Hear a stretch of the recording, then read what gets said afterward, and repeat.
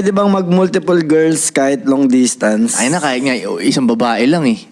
Long distance, hindi ko magana yun sa tingin ko. Hindi mo suggestion yun. Hindi, parang tanga yun. Kumbaga, wala bang babae sa paligid mo? Like, di ba? Like, doon makikita nga doon na wala kang game eh. Yeah. Kung long distance pang gano'n, ba't wala bang babae sa city mo? Yeah. Wala ka bang ganung... Yo, alam niyo ba ang asar dati ni Koy Koy sa akin sa long distance? Ano mo, aabot mo yung titi mo sa'yo? Simula talaga na sinabi niyo, anong buki na yun, fuck this shit. Sabi ko gano'n talaga, fuck this shit. Video call kayo nun, tol. Lalo na yung mga ibang bansa. kasi diba dati may long distance ka, May no? mga ganun ako nun eh. Sabi ko, tayo long distance, di maabot yung edit mo. Ano, sabi ko, fuck that. Sabi ko nang ganun, simula nung tangina, wala nang LDR sa akin nung puntahan niyo ako or, di ba? Back up ko kayo kung napasyal man ako sa bansa niyo, parang ganun na lang. Sabi nga nila, Tol, pag may long distance na relationship ka, dun lang daw na magsusorry ka pag nakatulog ka ng maaga. Or nakatulog ka pala. Yeah. Isipin mo magsusorry ka dahil nakatulog ka. Di ba, Tol? Di ba? Pag long distance. Yeah. Sabihin mo, Natulugan babe, sorry nakatulog ako. Isipin mo magsusorry ka Na dahil nakatulog. nakatulog ka. Isipin mo kung gaano ka-fucked up yung situation na yun. Nakatulog ka, kailangan mag-sorry. Nag-guess mo, Makika? Di ba, no? Pag long distance, no? Oh. Sorry, no? Lagi ka magsasorry dahil nakatulog ka, Tol. Isipin mo yun, what the fuck? Ang hirap talaga ng long Kaya hindi ko ina-advise yun yung long distance na relationship. Hindi ko ina-advise yun. Okay. Kunyari, heartbroken ka sa babae, right?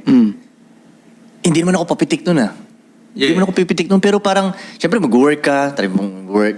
Pero bilang, Maayos ka pa nga minsan mag-isip, Koy. parang gusto kong buklatin yung ganito. Ano Maayos ka pa nga mag-isip eh.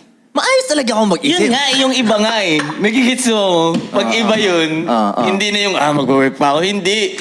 Pag iba yun. Maglalasing na yun, magmamaoy na. Iba yun, iba Mag-fetus Oo, position tol. sa kwarto. Fetus position. Diba, na-guess mo? Yeah. Ako pag nakakaramdaman ako ganun, tinatry kong gumawa ng something para hindi ko siya Sarap yun i-workout. Yan ang mga dapat ipatuloy ng mga nanonood. Gagawa ka ng something na ikakabuti mo pa rin in some way. Kung so magiging win-win situation Kumbaga pa rin doon mo na siya. lang siya ibubuhos ba? Yeah. Actually, Yung energy. Yung mga ibang nagdi-gym, ganun eh. Oh, parang Diba?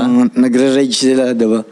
Oo, ganun. Kunyari, may problema sila sa kanila. Pero dahil doon, gumanda yung katawan nila. Oo, tol, Dahil tol. doon, di ba, no? Sa gym, Parang maraming nakikita ganun natin sa TikTok, pag yung lalaki yung heartbroken, bilang gym na siya, parang ganun, parang ganun. Kanya-kanyang trip, Koy. Pagtapos nun, no? Yeah. After nila, paano nila handle yun? Yeah. Kanya-kanyang trip. Iba, drugs, inom, gym. Kanya-kanyang trip po kayo ng ina. Mas madali kasi yun yung mga drugs inumin. Yeah, escape Kaya plan, gagawin mo kumbaga, yun. yung mga escape. Tsaka masarap siyang gawin. Ang gym, hindi masarap gawin eh. Mapapangalay ka, papawisan ka, di ba? Hindi komportable. Kakatamad pa yung stretching yan, nakakatamad eh. Yeah, kaya nga, Ako, di ko tinatry pinakamaganda, mag-stretching. ilagay nyo sa maayos yun. Pero yun ang magiging magiging makapagpa-okay sa'yo. Kasi kaya may kinaka-hurt ka, right? Si Paolo nga, ang kwento niya sa akin, nabuo niya yung kotse niya eh. Dati Di ba? Diba?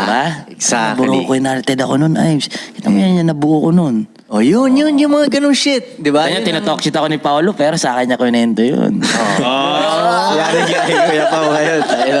Takilo kayo. Paolo yung real Etong clips lang na to. Gawin mong reels yan.